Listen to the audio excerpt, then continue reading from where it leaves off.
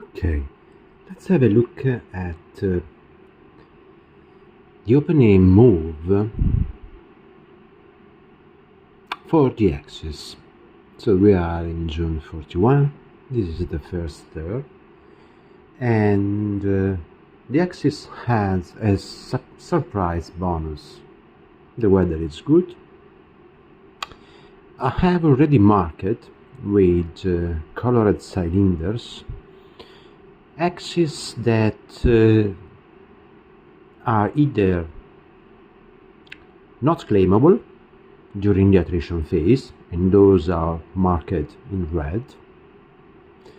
As you can see, there is one X that is marked in yellow because it is not claimable right now because of the river, but this X can be claimed if the Romanian move here. While there is no way to claim these two X's because of either the Danube or the Prut river. This X cannot be claimed because it is urban, above. And these two X's here cannot be claimed during the attrition phase because they are on the other side of the Neman. And finally, the X north of Leningrad, out of the screen, is not claimable because it is a heavy terrain, it is swamp. But how many X's can be claimed during turn 1? Well, that depends on the attrition table. But assuming that we are going to have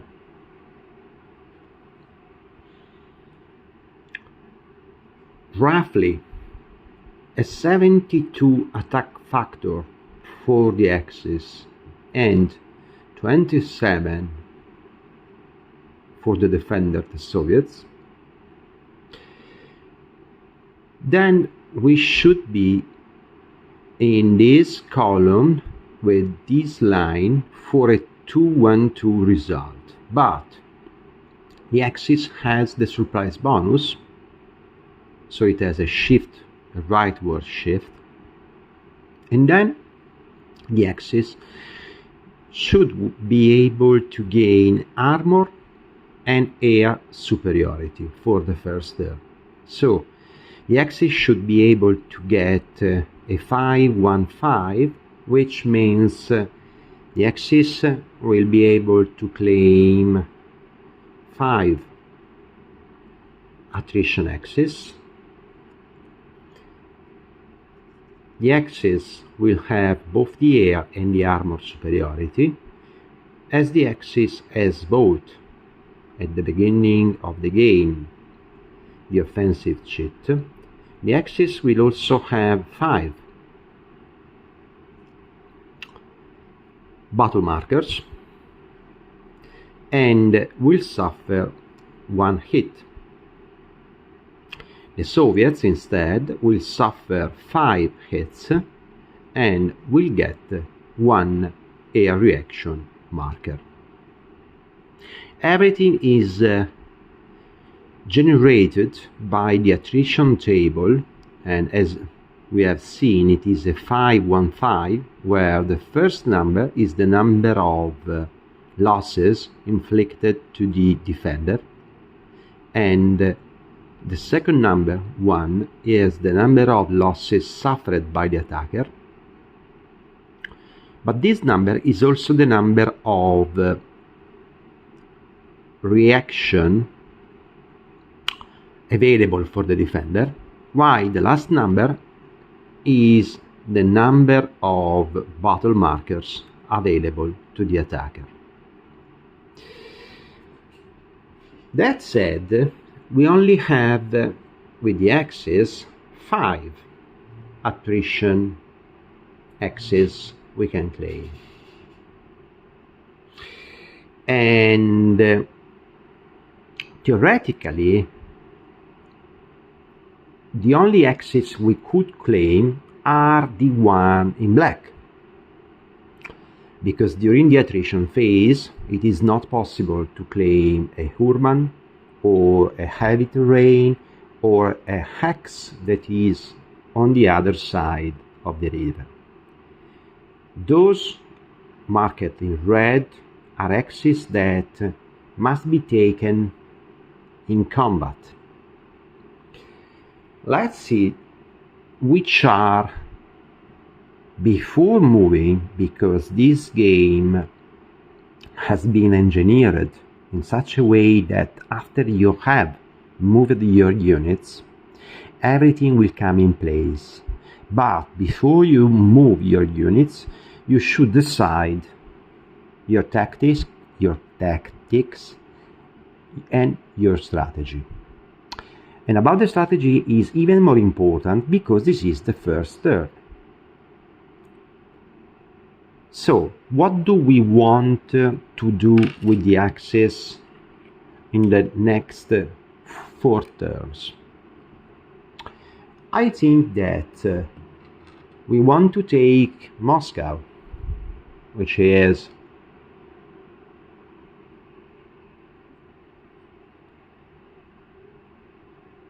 down there. We also want to take Leningrad, and we also want to take Rostov.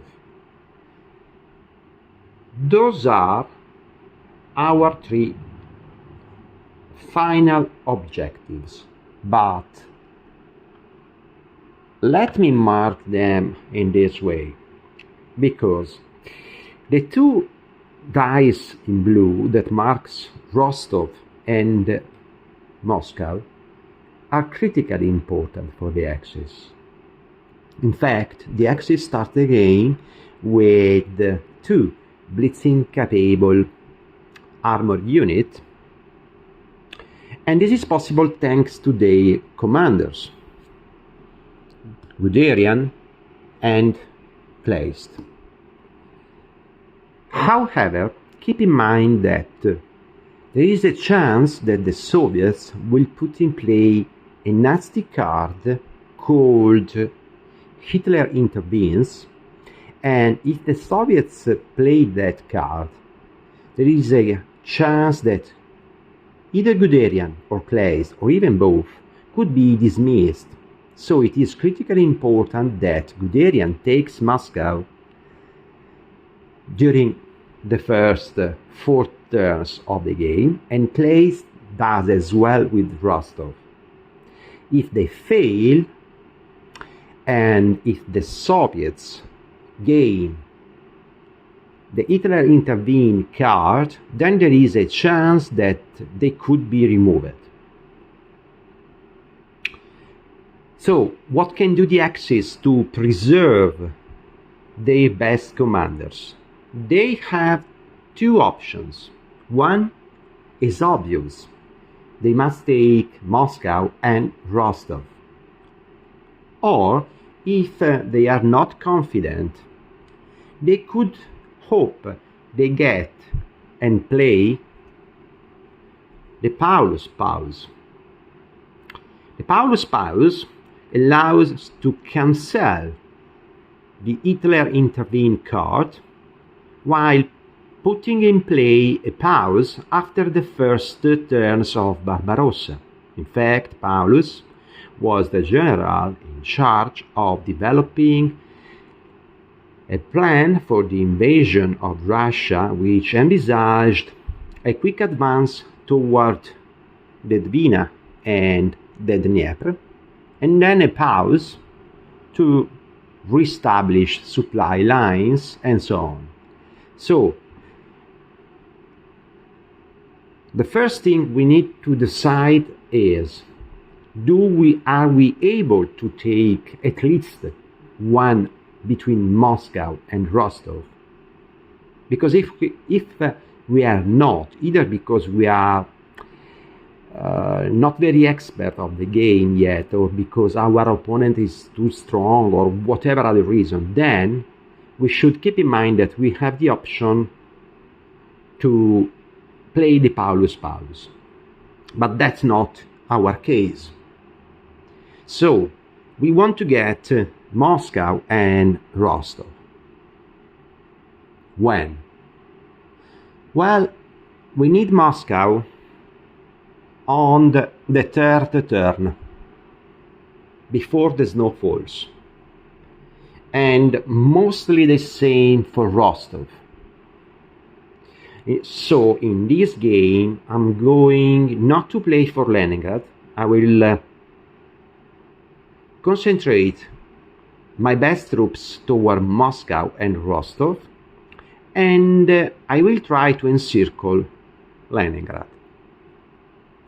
But if I want to get Moscow on the third turn, then I need to be in Smolensk on the second turn. And so I dramatically need at least one of the two between Riga and Minsk. In this game, I'm going to Riga.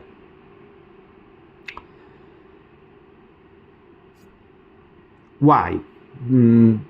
Well, for several reasons. Because other than the standard victory conditions, I can count on sudden death on each turn that I do control all the three cities numbered with the turn number.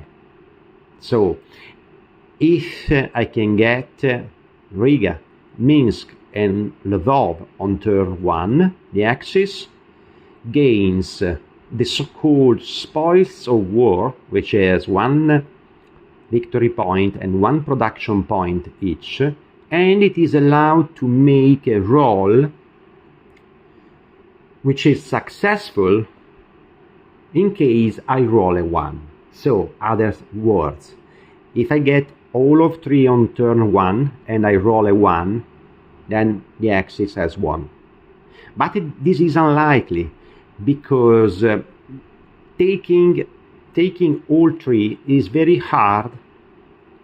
It requires a deep thinking to develop really a advanced strategy, and will also put my spearheads at the risk. Which risk? The risk that if then I fail to score a 1, I will just get 3 extra victory points for the end of the game and 3 extra production points. But instead, I will find myself extremely exposed to a Soviet counterattack. So, in this game, what I want to do is I will do my best to get Moscow and Rostov, and on turn 1 I will get Riga and Lvov, but not Minsk. And the reason is that, well, there are several reasons for this strategy.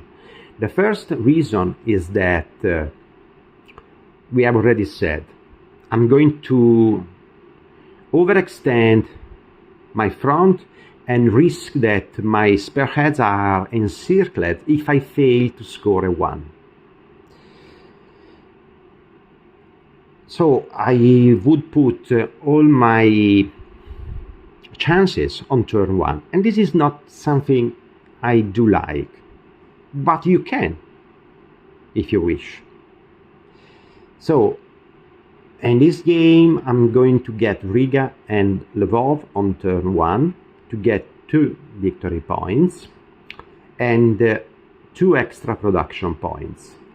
Also, getting Riga and Lvov, as they are railyards, they will allow me to have a forward staging basing in each the north and the southern section of the map, the one divided by the Pripyat marshes, so I can reinforce my spearheads, because in this game a unit to be reinforced at full strength needs to be in supply and in range of 3 axes from a friendly controlled radius. So it is mandatory that I do not advance too far without controlling the radius. That said, you can eventually re-listen the first part of this video several times to get into the mood, but let's start with our play. In the north, the only thing I'm going to do, because now we start the game and we are in the movement phase, a few comments about X control. As you can see, this X is in the zone of control of this Soviet unit, but also in the zone of control of this Finnish unit. So this axis in Finland is an axis X, but with disputed control, exactly like this one, because this X is in the zone of control of this Finnish unit and of these Soviet units. Instead, this X, even if it is in Finland, it lays in the zone of control of a Soviet unit, because the Finnish unit here cannot extend the zones or across a lake. So my only move here is the Finnish unit spending 2 movement points to enter this X. Just a reminder that I have moved this unit. I'm going to rotate it, keeping the border in line with the X grid. Let's see now what I'm planning to do in the main part of the map. Well, first of all, I want to make this X claimable. If I want to make this X claimable, I need to move an axis unit here, because I cannot claim an X on the other side of the river. Note that this Hungarian unit with the X is restricted to Budapest until the card for Hungarian Pride is in play, and this Hungarian unit, includes G, is restricted to Hungary. So this unit can move to Debrecen, but cannot go to Cernauti, because Cernauti is in Russia. However, what I can move into Cernauti is the Romanian Third Army. So this unit, which is not in the ZOC of this Soviet unit, pays 2 movement points to enter the forest in Cernauti. And so from this position, this unit will be able to claim this X. So I'm just marking it as claimable now, but I'm not claiming yet. As you can see, this axis now remains Soviet controlled, but it is Soviet disputed control, because now there is a ZOC of the Romanian infantry. What else? I want to move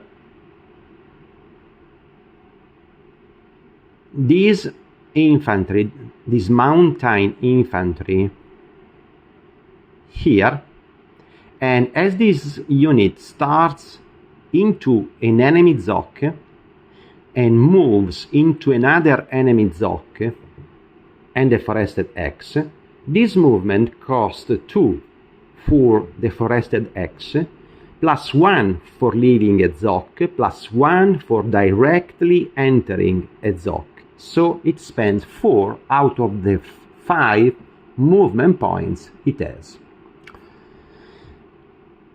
The mighty 6th Army spends 4 movement points for moving into this forested X from a Soviet ZOC into another Soviet ZOC. So it is 2 plus 1 plus 1, 4 movement points. Note that because of this move, now both these X's in the rear will switch to disputed control, and we will see that disputed control prevents retreat. Finally, we develop this tank that has 5 movement points together with the mountain units here. In fact, these units spend 1 movement point to enter a clear X and no extra penalty because it was not in an enemy ZOC at the start of the movement. So 1 movement point and then 4 movement points to enter the forested X. Why 4? Because now it is in an enemy ZOC and it wants to move into a forested X, which is in an enemy ZOC. So this move costs the last 4 movement points. What about the others? This infantry moves here.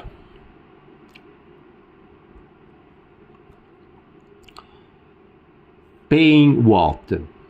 1 for clear and 2 for ZOC penalties because it starts and ends in an enemy ZOC.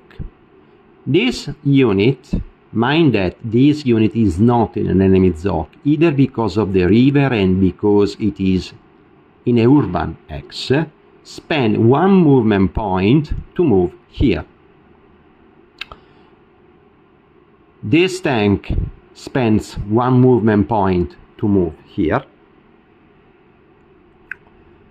This tank spends 2 movement points to move here because it is forested. It doesn't matter that it enters a ZOC because it was not in an enemy ZOC, but now it matters. So it is going to spend 1 plus 2 penalties for the ZOC, so it is 5.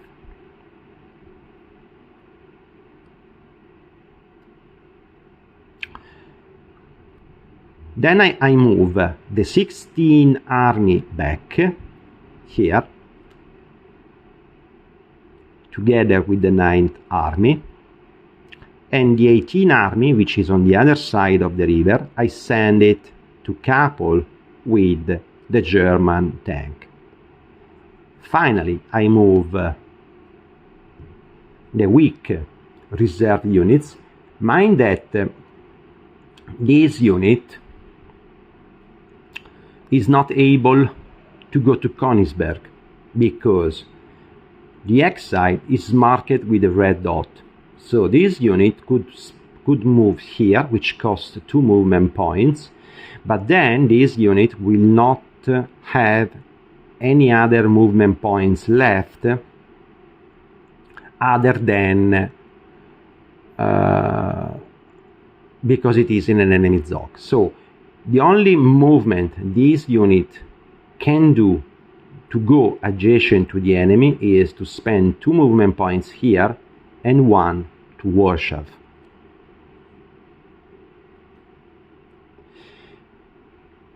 Finally, I have another tank here, and I can move this tank in Warsaw as well. Right now I have completed my move. I should now calculate the number of ground factors of the attacker and the number of ground factors of the defender, but in reality, forecasting my move, I have already done it with a little difference that my move here makes this Soviet unit not adjacent to the enemy. So the Soviets have 3 ground factors in Leningrad, +2 here, 5, +2 here, 7, +2 here, 9, 11, 13, 15, 17, 19, 21, 23, and 26. So I'm getting an even better result because it is a 5-0-5. Means that the Germans will not suffer any casualty and the Soviets will not be able to gain a single air reaction marker. So, because of the surprise, the armor and the air supremacy, that is the updated situation. The Germans gain 5 attrition markers, inflict 5 hits to the Soviets, and then they will be able to declare 5 battles. Let's have a look at the sequence. The Germans ask for this X. Sorry. First, now the Soviets must take losses. Which unit can take losses? Only those units that are adjacent to the enemy. So, let's have a look which units can take losses. Almost anyone except for the units that are not adjacent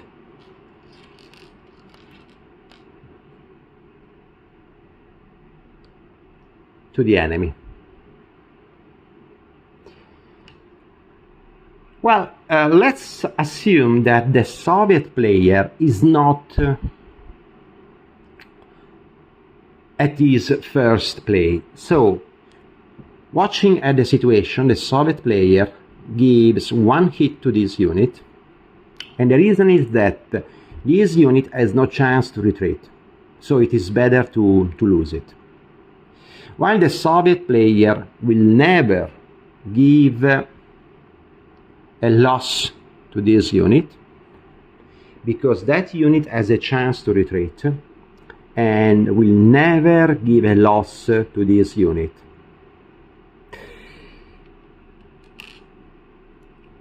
Also, the Soviets will never give a loss to this unit. Now the Soviets still has 4 losses to apply. The Soviets decide to give 1 losses to this unit because he already knows that this unit has no chance to retreat. The same to this, and it takes the risk and gives a losses to this infantry. Now, what about the last hit?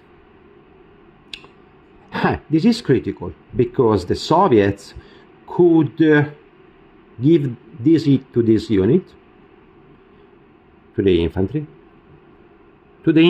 in Lvov, or to the infantry in Kishinev, or to the infantry along the coast. All these 4 units hold a critical position. Of this, the most affordable for the Soviets is the one in the Bialystok pocket, even if, which could be obvious, but in this way there is a high chance that any excess hits could affect the air unit. Now the Axis player starts claiming the Axis and says, I want this X. So the Soviet must retreat. The Soviets could retreat either here or here, but let's assume that the Soviets retreat here. Then the Axis must immediately advance with at least 1 unit and without crossing any river to get the X. Note that this will immediately switch the X control. Now I'm using markers, but as soon as you will get confident with the system, you should not need the markers anymore. Let's see the other axis claimed. Okay, the axis claims this X, deploys the marker, and the Soviets must withdraw.